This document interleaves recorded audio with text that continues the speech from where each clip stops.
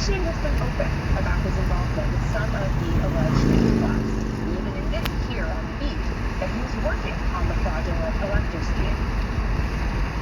That was part of the process to make sure that ultimate electors, for when, as we hope, the challenges to the city electors result in a successful perfect fulfillment of the Constitution and the electoral count. Everything that was done illegally by the Trump legal team prior to February 6 election interference case.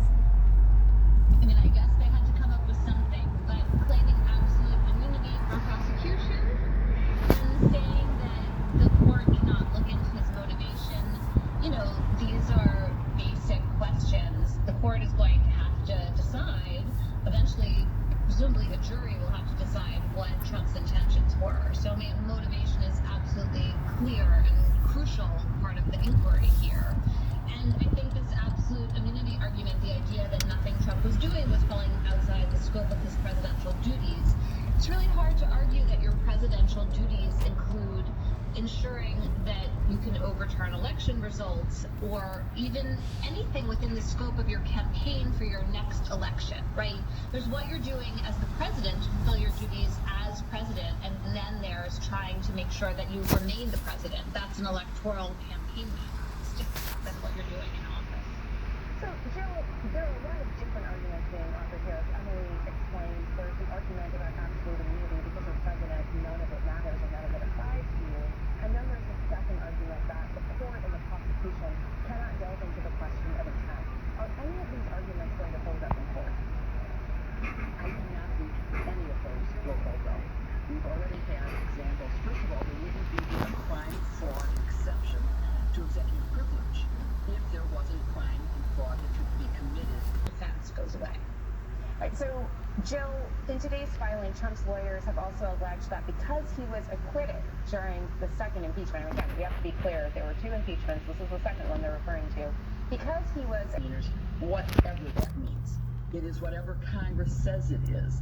And even Congress admitted that he was guilty as charged, basically, but they thought it wasn't right, although, remember, McConnell said he hasn't been let free, he could still be held accountable in a criminal trial. So even his own party recognizes it. And I also want to add to something Emily said, which is willful ignorance is not a defense. So his saying, everybody was telling me, or everybody testifying that they told him, and his going, I just don't believe it. That is not a defense. That is willful ignorance. And so a jury is going to not believe it. I think that it's a good case against him. So, Emily, one final question about this news out of Georgia. How significant is it that DA Willis wants Boris Epshteyn to testify here?